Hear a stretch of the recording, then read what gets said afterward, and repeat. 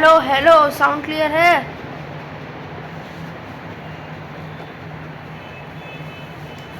Hello hello hello,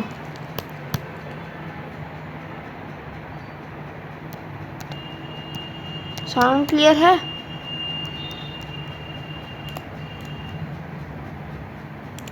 clear ही होगी, ठीक है, मान लिया क्लियर ही होगी। तो आज केमिकल रिएक्शंस एंड इक्वेशंस को हम ख़त्म करेंगे, क्लास 10th की।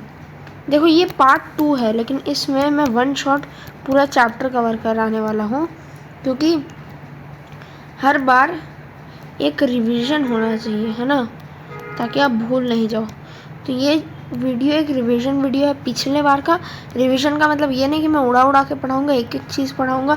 अगर आपने पुरानी वीडियो नहीं देखी है तब भी कोई बात नहीं, आप देखना चाहो तो देख सकते हो, वरना कोई दिक्कत नहीं है। मैं आपको एकदम स्टार्टिंग से एकदम बेसिक लेवल से पढ़ाऊँगा, बेसिक टू एडवांस जाएंगे, ठीक है, बेसिक टू एडवांस यार, बेसिक टू एडवांस जाएंगे, है ना, बेसिक टू एडवांस जाएंगे। तो मैंने अपने एक नोट्स प्रिपेयर किए क्लास 10 के पूरे बुक का। मैंने अभी मैं 7 में हूँ, पर मेरे को आता सब चीज़ें, तो मैंने 7 से ही प्रिपेयर करना चालू कर दिया था। आज मेरा लास्ट चैप्टर ख़त्म हुआ है, इन्हीं नोट्स से मैं आपको पढ़ाऊँगा, इन्हीं नोट्स से मैं आपको पढ़ाऊँगा। ये मत समझना क्लास 8 का बच्चा है क्या ही पढ़ा लेगा, ठीक है, क्योंकि भाई 8 में हूँ, मानता हूँ 8 में हूँ, लेकिन भाई 10 तक के लेवल के सारे चैप्टर्स, भाई यार सारे चैप्टर्स पढ़ चुका हूँ, तभी आपको पढ़ा रहा हूँ, वरना मैं थोड़ी पढ़ाता, बेवकूफ़ थोड़ी हूँ मैं, है ना। तो पढ़ लो, ठीक है, पढ़ लो, फिर से बता रहा हूँ, पढ़ लो। वो वीडियो नहीं देखी, जाके देखो, नहीं देखना है तो इसी वीडियो से समझ लो, ठीक है।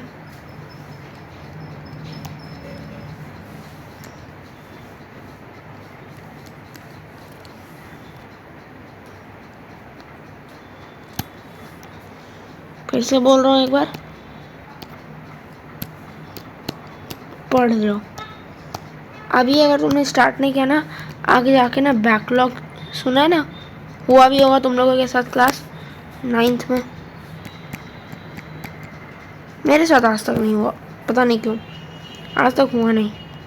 तो क्लास 9 से जब आप 10 में आते हो ना, तो एक बहुत बड़ा जंप होता है। क्लास 8 से 9 इतना बड़ा जंप होता है, और 9 से 10 इतना बड़ा जंप होता है, मानते हो ये बात ना। और 7 से 8 में इतना सा जंप होता है, इतना सा। 8 से 9 में ये इतना बढ़ जाता है, और 9 से 10 में ये इतना बढ़ जाता है। 11 में जब जाओगे तो ये यहाँ होगा, ये जो गैप है ना ये इतना बढ़ जाएगा।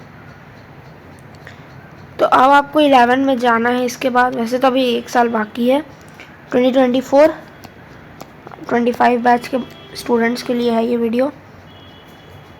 तो अभी 1 साल है, अच्छे से पढ़ लो, अच्छी स्ट्रीम ले लो, है ना। कॉमर्स में इंटरेस्ट है तो कॉमर्स ले लो, आर्ट्स में तो आर्ट्स ले लो, साइंस में है तो साइंस ले लो।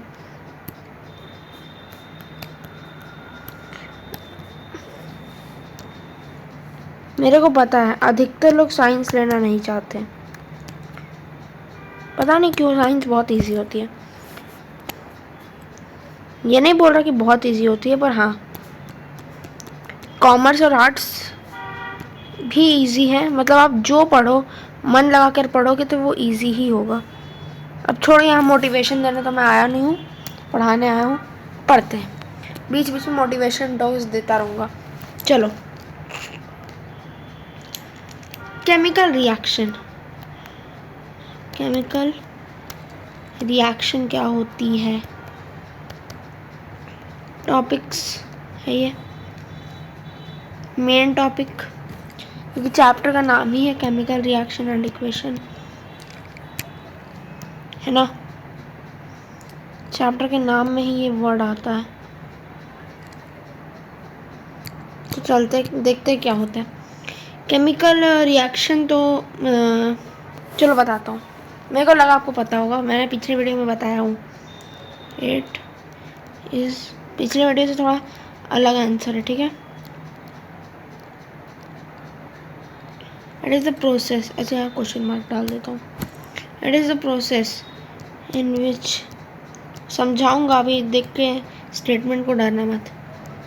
रिएक्ट, पीछे से फैन की आवाज़ आ रही होगी, थोड़ा इग्नोर करना। क्या करूँ यार, लाइट है नहीं, एसी चल नहीं रहा है, पंखे में ही रहना पड़ रहा, पंखा तो बंद नहीं कर सकता हूँ, है ना। It is the process in which substance react together and form a new substance. वैसे मैंने यहाँ गलत लिख दिया है, फॉर्म न्यू सब्सटेंसेस भी हो सकता है, फॉर्म न्यू मत लगाना, ठीक है। सब्सटेंस कि बहुत सारे सब्सटेंस भी फॉर्म हो सकते हैं, जैसे डिस्प्लेसमेंट रिएक्शन देख लो, ये भी देता है A+B। अभी सीखेंगे, ठीक है। तो यहाँ तो दो चीज़ें क्रिएट हो रही है ना, तो सीखेंगे, अभी सीखेंगे, ठीक है। And form a new substance with different properties. Properties का स्पेलिंग क्या होता है भाई? हाँ सही है।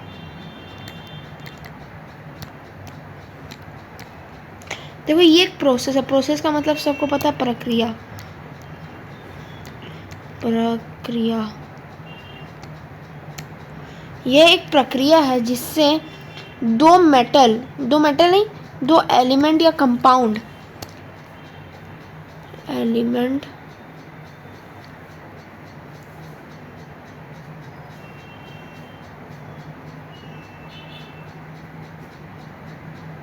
या सब्सटेंस होगा,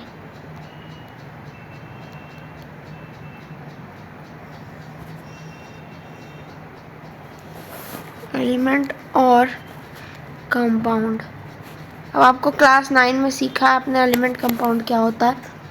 एलिमेंट जिसमें एक ही तरह के एटम है, जैसे गोल्ड, गोल्ड में इधर भी गोल्ड है, इधर भी गोल्ड है, इधर भी गोल्ड है, इधर भी गोल्ड है। कंपाउंड में क्या हो गया, H2O हो गया, हाइड्रोजन भी है, ऑक्सीजन भी है ना। तो इट इज़ अ प्रक्रिया, process in which substances react together and form new substance with different properties। उनके प्रॉपर्टीज डिफरेंट होते हैं, सेम भी हो सकते हैं, ऐसी कोई बात नहीं है कि हमेशा ही डिफरेंट होगा, सेम भी हो सकता है, लेकिन अधिकतर समय डिफरेंट होता है। अब देखो केमिकल रिएक्शन तो आप समझ गए, अब रिएक्टेंट क्या होता है ये समझो, अच्छे से समझना, ये सब बेसिक्स है। हाँ कहा था ना बेसिक्स से एडवांस लेके जाऊंगा, तो ये सब बेसिक्स है। देखो एलिमेंट कंपाउंड भी बता दिए, सब आपने क्लास 9 में सीखा है, बेसिक्स है यार। पर उसकी जानकारी अगर आपको नहीं होगी तो क्या होगा, कुछ समझ में नहीं आएगा, कुछ भी समझ में नहीं आएगा ना। आ जाएगा क्या, आएगा नहीं आएगा, मैं बता रहा हूँ नहीं आएगा। जब मैंने पहली बार मैंने 6 में था तो मैं 9th का पढ़ता था, तो उस समय ना मैंने सोचा कि मैं 6 में था तो मैं 8 का पढ़ता था, तो 7 जब तक मेरा क्लियर नहीं था, मेरे को 8 का उतने अच्छे से समझ में नहीं आता था। तो पहले मैंने 7th पढ़ी, फिर 8th पढ़ी, 3 साल का कोर्स मैंने 1 साल में कंप्लीट किया है। कैसे, बुक्स तो मेन थिंग है, रामबाण है बुक्स, और यूट्यूब पे सब है, यूट्यूब से पढ़ो कल्याण हो जाएगा, ठीक है। मैं तो यूट्यूब पे पढ़ा रहा हूँ। The substance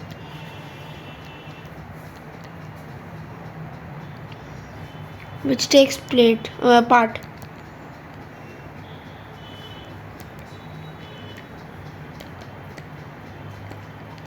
in chemical reaction, ये RN लिख दे रहा हूँ रिएक्शन को, और उस केमिकल को CH लिख दे रहा हूँ, इन केमिकल रिएक्शन।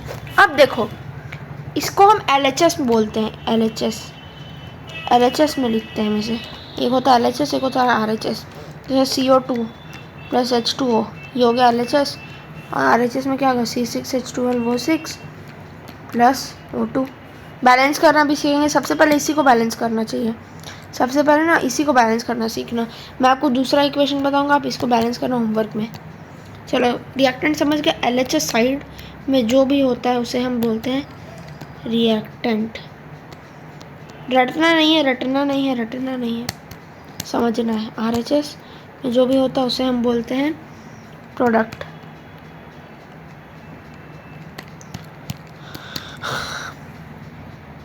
चलो आपको मेरी पूरी स्टोरी बताता हूँ मैंने कैसे कैसे पढ़ना चालू किया। देखो, जब मैं 4th में था तो मेरे पापा ने एक 6th क्लास की बुक खरीदी थी। बताऊँ या ना बताऊँ, टाइम वेस्ट हो जाएगा।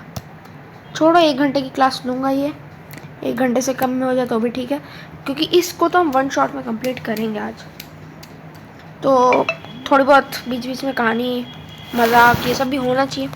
तो देखो, क्लास 4th में मेरे को पापा ने 6th की मैथ्स की बुक दिला के दी। अब उसको मैं करता था सॉल्व पढ़ पढ़ के। तो वहीं से मेरे को आइडिया आया कि मैं आगे की चीज़ें पढ़ सकता हूँ। 6 में जाके आइडिया आया, क्योंकि 6 में सेम टॉपिक्स थे और मेरे को रिकॉल करने में बहुत अच्छा लग रहा था, मेरे को सब समझ में आ रहा था। मेरे पापा जब लाए तो मैं उनसे बहुत गुस्सा करता था कि मेरे को 4th की पढ़ना है, 6 क्यों ला रहे हो, मेरे को 6 का नहीं पढ़ना है। लेकिन उसने जो मुझे हेल्प किया ना क्लास 6 में, वो मैं कभी नहीं भूल सकता। फिर मैंने 6 में 8 का पढ़ना चालू किया। कुछ समझ में नहीं आता तो पहले 7th पढ़ा, फिर 8th पढ़ा। तो मेरे को 7th और 8th दोनों में भी हेल्प हो रही है। वैसे एक और बात बताता हूँ, बाद में बताऊँगा। फिर अभी मैं 9th 7th में कर लिया था। 8 में आते आते जो बीच का गैप था ना, 7th का फाइनल एग्ज़ाम और 8 की स्टार्टिंग का जो बीच का गैप था, उसमें मैंने 10th का मैथ्स का सिलेबस कंप्लीट किया। साइंस बहुत पहले से कंप्लीट है। साइंस आई थिंक मैंने 7 में कंप्लीट कर ही लिया था। नोट्स मैंने 7 और 8 के बीच में बनाए खुद से, कहीं से देख के नहीं, खुद से।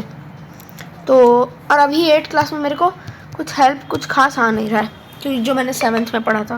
क्यों नहीं आ रहा है? हमारे चल रहे हैं अभी फाउंडेशन क्लासेस स्कूल में। जो भी टॉपर्स क्लास, एक टॉपर्स क्लास बना है हमारे स्कूल में, उसमें फाउंडेशन क्लास चलती है। तो हमारे 30 स्टूडेंट्स हैं, तो उनमें से क्या बोलते क्लास चलती है। तो उस क्लास में हमें क्लास 9, 10 और 11 पढ़ाया जा रहा है। ऐसे नहीं, मतलब उसमें बहुत सारे टॉपिक 11 के। आप सर्च करना सेंगेज बुक क्लास 8 अमेज़ॉन पे, आपके सामने आ जाएगा। हम वही बुक से ही पढ़ाई कर रहे हैं, इसीलिए मैं अभी क्लास 8 की वीडियो नहीं डाल रहा, वरना मैं 8 की भी डालता। क्यों नहीं डाल रहा? क्योंकि 8 में मैंने नॉर्मल चीज़ें भी नहीं पढ़ी है। इस बुक में सब है, पर अभी हमने पढ़ी नहीं है नॉर्मल चीज़ें जो NCERT में है। 7 हमने NCERT बेस्ड बुक पढ़ी है, तो इसीलिए थोड़ा हेल्प आता है। 8 की मेरे को लगभग टॉपिक्स पता है, पर अभी मैं वीडियो नहीं बना रहा, क्योंकि जब तक मैं स्कूल में एक बार नहीं पढ़ लूँगा तब तक मैं सोच रहा हूँ कि क्यों बनाऊँ। 10th में जाने में मुझे बहुत टाइम है, लेकिन 8 में मैं तो आ चुका हूँ, तो 8 की वीडियो क्यों बनाऊँ, है ना। वैसे भी 8 के व्यूअर्स कम ही होते हैं। मेरे पिछले चैनल पे भी 8 के व्यूअर्स बहुत कम थे, तो ठीक है, कोई बात नहीं, इसीलिए मैंने उस चैनल को छोड़ दिया, उसमें व्यूज़ ही नहीं आते थे। अब हम पढ़ने वाले हैं प्रोडक्ट। प्रोडक्ट होता है RHS साइड का, प्रोडक्ट होता है RHS का। RHS साइड को हम बोलते हैं प्रोडक्ट। 1 सेकंड देना मेरे को। प्रोडक्ट होता है RHS साइड का। इसको तुम डेफिनेशन में ये लिख सकते हो, the substance which forms after the chemical reaction, in the chemical reaction, forms after और इन द केमिकल रिएक्शन। ठीक, चलो।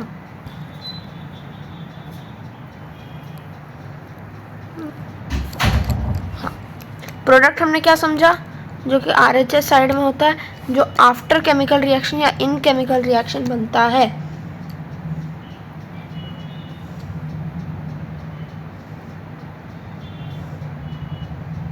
अब हमें मैग्नीशियम रिबन के बारे में कुछ पढ़ना है।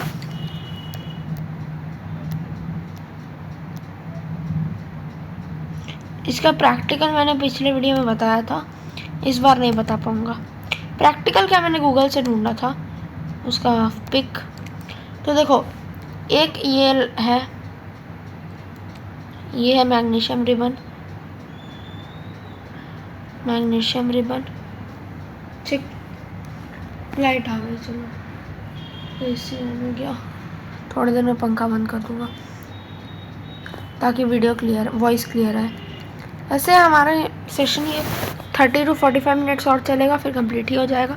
देखो, मैं ना एक चैप्टर को 1.5 घंटे पढ़ाने में विश्वास नहीं रखता, 10 घंटे पढ़ाने में विश्वास नहीं रखता। एक चैप्टर 1 घंटा काफ़ी, एक चैप्टर 2 घंटा काफ़ी है, उससे ज़्यादा मत दो, नहीं तो दिमाग ख़राब हो जाएगा एक ही चैप्टर में। ठीक है, तो ये एक ऐसी रिबन होती है, इसको हमने यार इस येलो कलर है क्या यहाँ पे, इसको हमने दिया फायर। तो अब ये जो बर्न होगा, ग्रे कलर चाहिए मेरे को, ग्रे ग्रे ग्रे। तो ऐसा कुछ लाइट बनेगा, एक्चुअली वाइट होता है पर यहाँ पे वाइट सरफेस है तो मैं वाइट कैसे बनाऊँगा। ऐसा कुछ जलता है। तो अब हम पढ़ते हैं थियोरिटिकल की थ्योरी। ये तो हमने देख लिया प्रैक्टिकल क्या होता है, अब हम पढ़ते हैं थ्योरी में क्या होता है। पहले तो मैग्नीशियम रिबन का ये देख लो, Mg प्लस, चलो बैलेंस ही कर देते हैं, O2 गिव्स अस 2MgO। अब यहाँ पे S लिख दो, क्यों लिखना है बताऊँगा, देखो बता ही देता हूँ। Mg क्या है, मैग्नीशियम क्या, सॉलिड, S O यहाँ गैस होगा, G होगा। O2 क्या है, गैस, ये मैं कलर से क्यों लिख रहा हूँ, गैस, और MgO सॉलिड। ठीक है, ये बैलेंस्ड है। अनबैलेंस्ड में क्या होगा, Mg प्लस O2 MgO। अब क्यों बैलेंस करते हैं वो भी बताऊंगा, और बैलेंस करना भी सिखाऊंगा, ये याद रखना, ये भी याद रखना। ठीक है, चलो आगे बढ़ते हैं। ऐसे मैग्नीशियम रिबन तो बता दूं पहले, ऐसा कुछ होता है, ऐसा कुछ होता है, आगे में धागा होता है, इसको हम बर्न करते हैं तो ये डार्जिलिंग लाइट प्रोड्यूस करता है। यही लिखा है मोटा मोटी बुक में।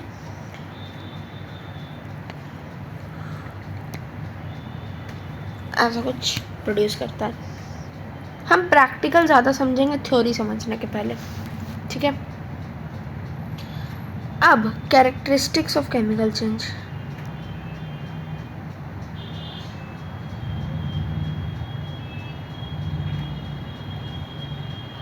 वन शॉट लेक्चर है, थकना नहीं है।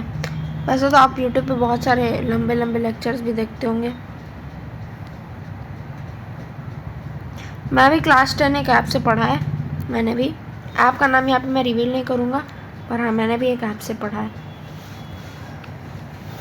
वो ऐप तुम भी रेफ़र कर सकते हो, पर अभी मैं बता नहीं पाऊँगा तुम्हें। तो देखो, पहला है change in state, physical state नहीं, change in state. Physical state की बात नहीं हो रही, सॉलिड टू लिक्विड, मतलब सॉलिड टू लिक्विड की बात हो रही है, लेकिन यहाँ पे आइस हो गया, मेल्ट हो गया, पानी बन गया, वो वाली बात नहीं है। ठीक है, अब इसका एग्जांपल देखो, मतलब भी बताऊंगा, डरना नहीं है। H2 प्लस ये G है, प्लस O2 ये भी G है, गिव्स 2H2O। ठीक है, अब यहाँ क्या होगा मेरे को बताना, ये कमेंट करके जाना। ठीक है, बता दूँ, ये एल होगा, सोच बता रहा क्यों। H2O क्या होती है, लिक्विड होती है, हमने क्या लगा दिया 2, तो अच्छा 1 × 2, पहले 1 था अब 2 बन गया, है तो नंबर ही, नंबर से कुछ वेरिएबल तो नहीं बन गया है ना, वेरिएबल तो नहीं बन गया। मैथ्स में मत घुसो भाई, छोड़ दो। चलो, ये लिक्विड है। अब देखो, before the reaction the reactant were in gaseous state, दोनों गैसियस स्टेट में है, हाँ है, यहाँ पे लिक्विड बन गए, तो ये कोई फिजिकल स्टेट में तो है नहीं, अच्छा एक और चीज़, ये केमिकल रिएक्शन बता कैरेक्टरिस्टिक्स क्या बताता है identify, helps in identifying reaction, chemical reaction. देखो ये हो गया 2H2 प्लस O2 2H2O, इसको बैलेंस करें, बाद में करेंगे।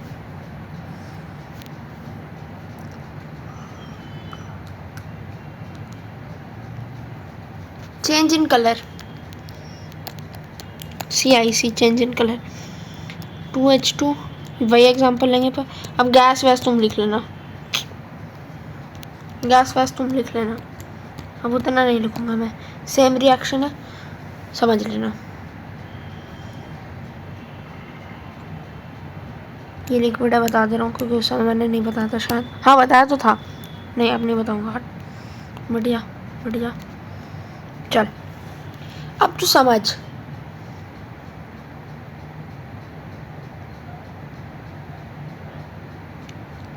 एक सेकंड,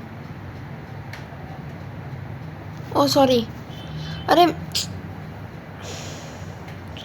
मैं फिर से चेंज इन स्टेट बताने लग गया, फिर मैं वही बोलने वाला था बिफोर रिएक्शन, वहाँ पे लिक्विड थी, अब भाई यही होता है, छोड़ो। चेंज इन कलर का होगा 2KL, ये याद कर लेना, मेरे को भी याद है, ये मैं देख के नहीं लिख रहा हूँ, PB था ना, PB NO3 2AQ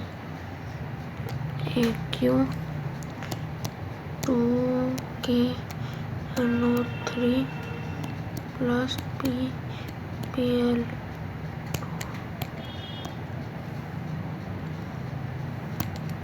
AQ का क्या मतलब होता है, एक्वस सॉल्यूशन, सिर्फ पानी की मात्रा ज़्यादा हो, तो 2KL देखो ये होता है कलरलेस, ये भी होता है कलरलेस, ये होता है कलरलेस, नहीं होता, कलर मेरे को याद नहीं आ रहा, देख लेना, हाँ येलो कलर का होता है, सॉरी भूल गया था, येलो कलर का होता है, इसका कोई कलर नहीं होता है, ठीक है।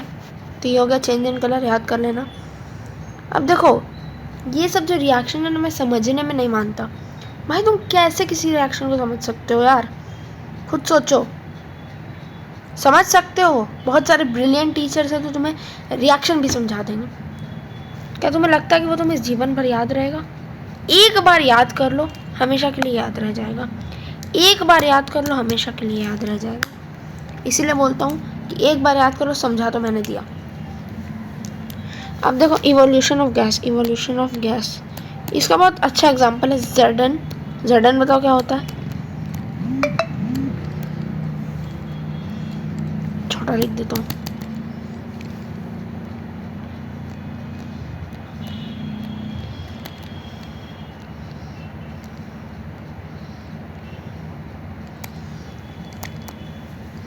देखो ZN,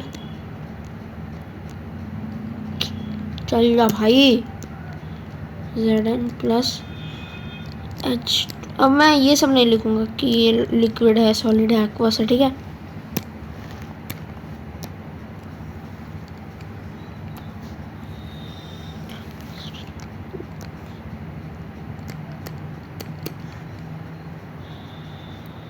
अब ये किस चीज़ का एग्जांपल, ये है डबल डिस्प्लेसमेंट रिएक्शन का एग्जांपल, समझेंगे वो भी क्या होता है, ठीक। अब देखो जिंक, ये आपका एक्टिविटी 1.3 है, अभी तक मैंने 1.2 और 1.1 बता दिया, ठीक है।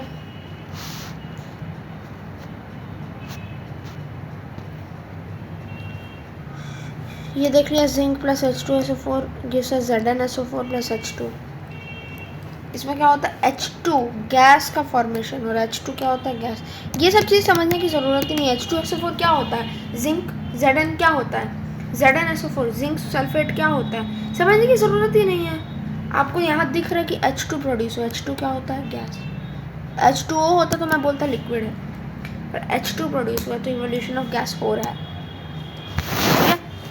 चेंज इन टेम्परेचर, ये खुद से करना, ये चलो अगला वाला खुद से करना क्योंकि ये मैंने ऑलरेडी बता दिया है। चलो जिंक प्लस 2HCl अरे यार 2HCl 2ZnCl 2ZnCl नहीं होगा, गलती से बोल दिया। ZnCl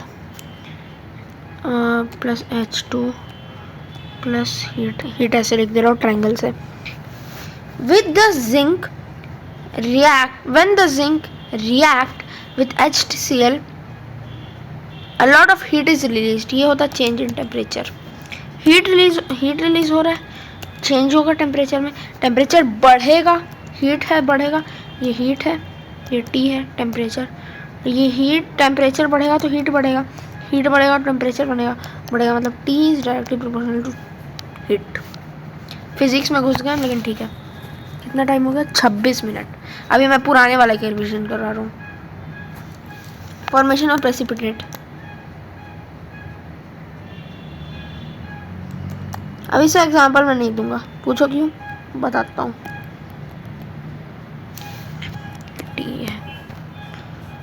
अब तुम निकालो चेंज इन कलर वाला। लिख रहे हो ना साथ में? नहीं लिख रहे हो तो मैं कुछ नहीं कर सकता, तुम्हें कुछ समझ में नहीं आएगा। स्ट्रिक्टली बोल रहा हूँ लिखो एक एक चीज़, स्ट्रिक्टली बोल रहा हूँ लिखो एक एक चीज़, वरना कुछ नहीं समझ आएगा, पहले बता दे रहा हूँ। चेंज इन कलर वाला एग्जांपल खोलो अपने कॉपी में, मैं तो वापस नहीं बताने वाला, पीछे करके देख लेना अगर नहीं लिखा है तो फॉर्मेशन ऑफ प्रेसिपिटेट का भी वही एग्जांपल है। मैं बस बता देता हूँ, प्रेसिपिटेट क्या होता है? Insoluble solid. Precipitate are solid substance that has been separated from a liquid in a chemical process. अब इसको इतना मत याद करो, प्रेसिपिटेट मतलब इनसॉल्युबल, जो सॉल्युबल नहीं होता है, इनसॉल्युबल सॉलिड। अब हम आते हैं अपने, अच्छा नहीं, बैलेंसिंग भी तो मैंने पिछले में पढ़ा दिया था, वापस बताऊं क्या? छोटा सा एग्जांपल ले लेता हूँ, Mg प्लस O2। Mg मैं बोल रहा था कि इसको बैलेंस कर देना, तो यहाँ पे एक चार्ट बना लो या ABCD करके सॉल्व करें। चलो, Mg plus O2 gives us MgO। या A लगा लो या B लगा लो। देखो मैंने आपको वो मेथड बताया था, अगर आपको याद हो तो, वो मेथड मैंने आपको बताया था, हिट एंड ट्रायल मेथड, तो मैं वापस रिपीट नहीं करूँगा, वो वीडियो देख लेना, या दोनों से सॉल्व कर दो। चलो दोनों से, एक छोटा सा चार्ट, एक छोटी सी डंडी, ठीक है। LHS और LHS नहीं लिख रहा है, Mg ओ, ये B है, H नहीं है, B है, H नहीं है। ओ, यहाँ कितने हैं? 2, यहाँ कितने? 1। Mg यहाँ कितने? 1। ओ कितने? 1। यहाँ 2 लगा दो, इंटू 2 हो जाएगा, ये भी इंटू 2 हो जाएगा। अब यहाँ भी 2 लगा दो, बैलेंस्ड। 2 Mg प्लस, एक सेकेंड, सॉरी गाइस कंफ्यूज हो गया था, ये यही होगा।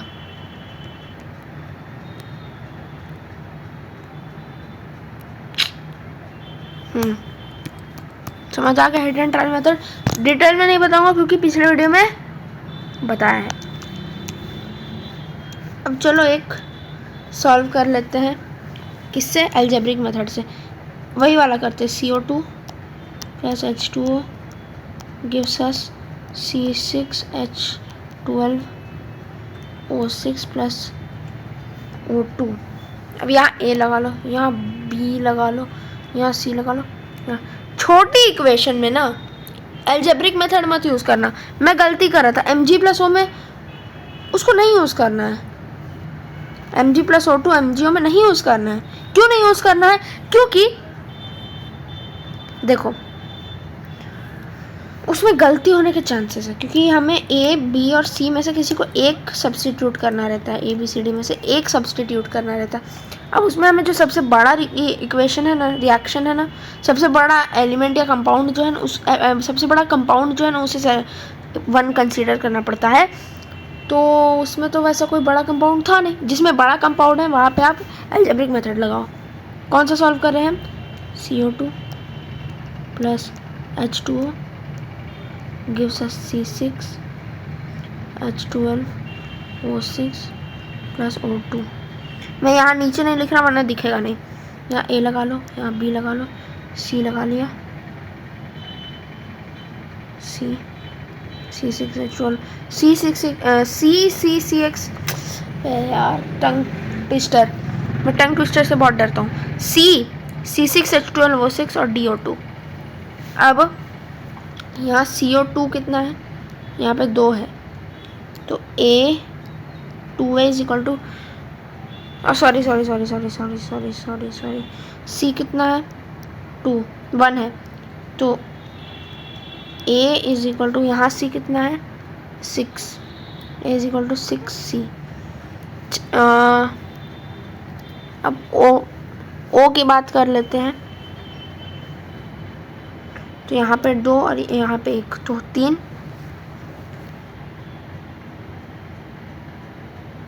ये नहीं बताऊँ ये वाला, क्योंकि बोर्ड एग्जाम में इससे क्वेश्चन नहीं पूछा जाता है। छोड़ दो क्या, क्यों भाई टाइम वेस्ट करें? 1 घंटा का टारगेट रखा है, 1 घंटा में कंप्लीट करना है ना, या बता दूँ?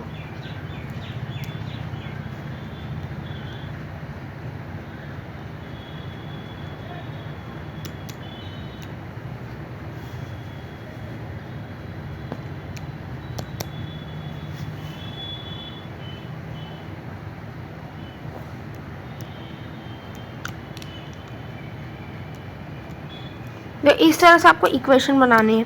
किसी इसको बना सब्सटीट्यूट कर लेना, क्योंकि ये सबसे हाईएस्ट है, सबसे बड़ा है, तो इसको 1 सब्सटीट्यूट कर लेना, उसी से ऑटोमेटिकली आपके सारे वैल्यूज़ निकल जाएंगे। या करके दिखा दो?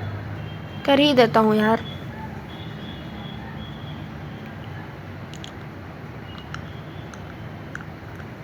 H कितने हैं? H2, तो 2B is equal to H यहाँ कितने हैं? 12, तो 12C।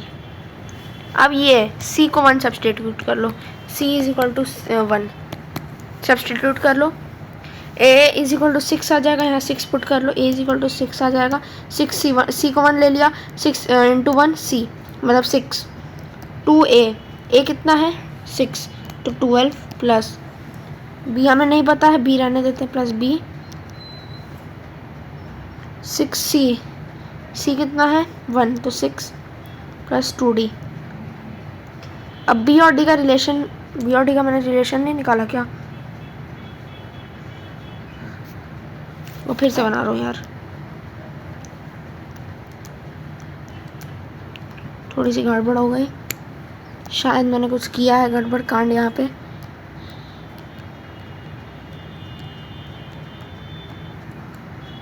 तो ये मेरे को पता है, 6 होगा।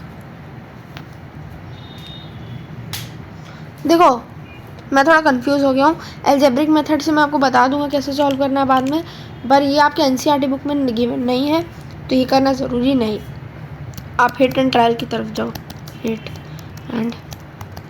तरफ जाओ, वो इम्पोर्टेंट है, उसी से आपको क्वेश्चन एग्जाम में सॉल्व करना है, ठीक है? अलजेब्रिक मेथड छोड़ दो, आगे वाली वीडियोस में आपको बता दूंगा। पता नहीं मैं कंफ्यूज हो रहा हूँ यार, फिर से ट्राई करूँ क्या?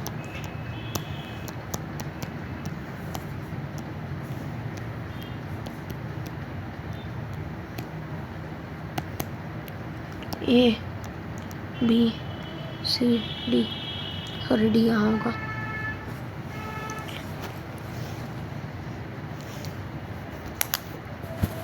तो फिर से लिख रहा हूँ,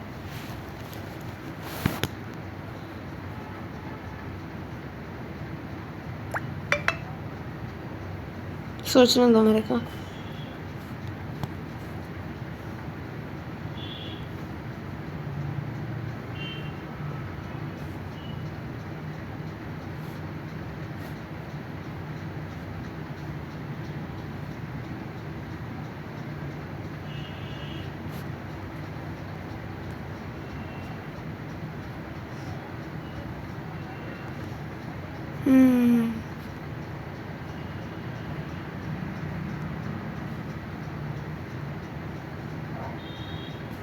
छोड़ दो, एक बार के लिए छोड़ दो, मेरे को कुछ कन्फ्यूजन हो रहा है।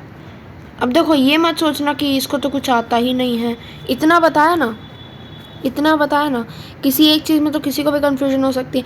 अब आप क्लास 10 में हो, 11 में जाके आपको हो सकता है किसी चीज़ में कन्फ्यूजन है, मैं तो फिर भी क्लास 8 में हूँ, थोड़े बहुत कन्फ्यूजन तो हो सकते हैं। वैसे मैंने पढ़ा तो यार, मैं क्या गलती कर रहा हूँ समझ में नहीं आ रहा है, पर छोड़ो। अलजेब्रिक मेथड, गोली मारो उसको, अलजेब्रिक मेथड को गोली मार दो, जो मैंने बोला सब भूल जाओ, ठीक है।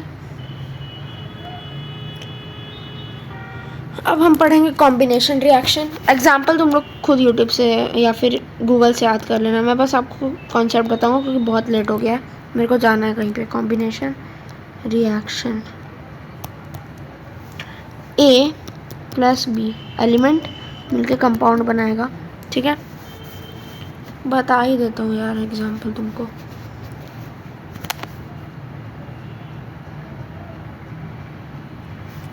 C plus O2 CO2 plus heat, heat है ये, ए नहीं है। तो यहाँ पे दो मिलके एक चीज़ बनाए, दो एलिमेंट मिलके एक कंपाउंड बनाए, तो ये हो जाएगा कॉम्बिनेशन रिएक्शन, ठीक है। डिकम्पोजिशन जस्ट उल्टा, ए बी और हीट देंगे तो ए प्लस बी, या इलेक्ट्रिसिटी या लाइट, इसी पे हमको वर्क करना। डी कॉम्पोजिशन रिएक्शन, वो सोचने दो कोई इजी एग्जांपल, जैसे तुम लोग कुछ, हाँ CaCO3, सॉरी ये प्लस नहीं होगा, CaCO3 will give you CaO plus CO2, CaO plus CO2, ठीक है एग्जांपल। चलो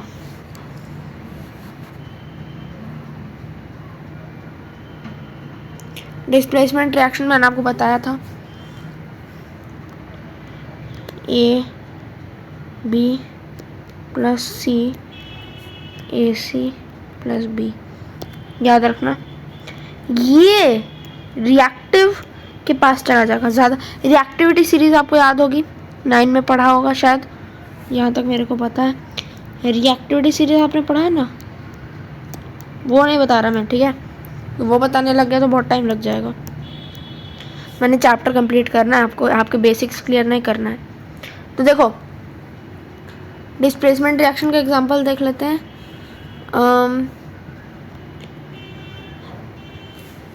Fe plus Cu SO4 will give you FeSO4, मैं डायरेक्ट लिख रहा हूँ FeSO4 प्लस Cu। देखो ये ज़्यादा रिएक्टिव था तो इसने इसके वाले को अपने साथ ले लिया, CuSO4 की जगह FeSO4 हो गया और Fe की जगह Cu हो गया, ठीक है, अकेला Cu हो गया, जबकि CuSO4 के साथ था, सल्फेट के साथ था, और फिर आयरन सल्फेट बन गया।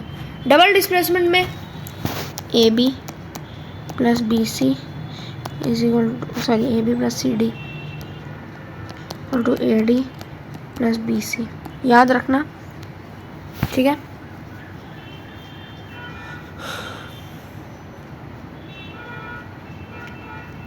अब एग्जाम्पल ना, इसके मेरे को इजी एग्जाम्पल याद नहीं आ रहे, तुम लोग कहीं से ढूंढ के इजी सा एग्जाम्पल याद कर लेना। अब मैं ज़्यादा हार्ड एग्जाम्पल बता तो दूंगा, तुम लोग याद कर पाओगे। चलो करते एक बार बता ही देता हूँ। देखो CH4 plus 2O2 will give you CO2, O2 किसके साथ चला गया, C के साथ, प्लस 2H2O।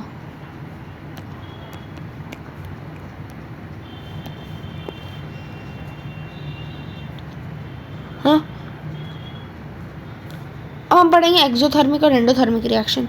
एक्सो मतलब आउट, मैंने पिछले वीडियो में बताया था, एंडो मतलब इन।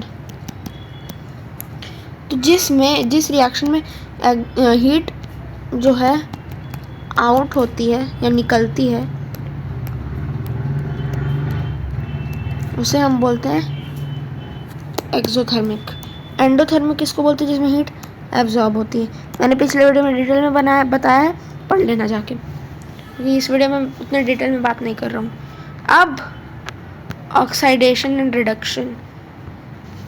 ऑक्सीडेशन इज द प्रोसेस, ये मैं लिखूंगा नहीं, ये बस सुन लो कान खोल के। Oxidation is a process which involves the addition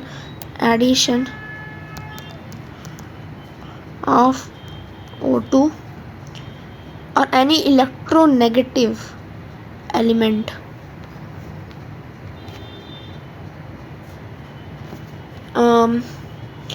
ठीक है, और द रिमूवल ऑफ, किसको रिमूव, ऑक्सीजन या इलेक्ट्रोनेगेटिव, सॉरी इलेक्ट्रोपॉजिटिव, कंफ्यूज हो गया था। नेगेटिव को ऐड करना या फिर इलेक्ट्रोपॉजिटिव को रिमूव करना ऑक्सीडेशन कहलाता है। Reduction is the process which involves the addition of hydrogen और एनी इलेक्ट्रोपॉजिटिव एलिमेंट और ऑफ ऑक्सीजन और रिमूवल ऑफ ऑक्सीजन और एन इलेक्ट्रोनेगेटिव, उल्टा इसी को रेडॉक्स रिएक्शन भी बोलते हैं बाय द वे, ठीक है। उल्टा हो गया ना, हो गया कि नहीं हो गया। वहाँ इलेक्ट्रोनेगेटिव को क्या कर रहे थे, ऐड, यहाँ सब्ट्रैक्ट कर रहे हैं, ये निकाल रहे हैं, और इलेक्ट्रोपॉजिटिव को ऐड कर रहे हैं, ठीक है। और कुछ बचा के चैप्टर में, नहीं, टाइम कितना हो रहा है, 42 मिनट्स में हमने चैप्टर को कंप्लीट कर लिया विद अ रिविजन। तो चलिए इस वीडियो को एंड करते हैं। समझ आ ही क्या होगा आपको, आज की क्लास थोड़ी स्पीड में चला हूँ, पर नए टॉपिक्स को स्पीड में नहीं पढ़ाया, पुराने टॉपिक को थोड़ा स्पीड अप कर दिया। उसके लिए आप नई वीडियो जाके पुरानी वीडियो जाके देख लेना। मिलते हैं अगली वीडियो में with a new topic. This chapter को कर दो बाय बाय। मिलते हैं अगली वीडियो में, टिल देन गुड बाय।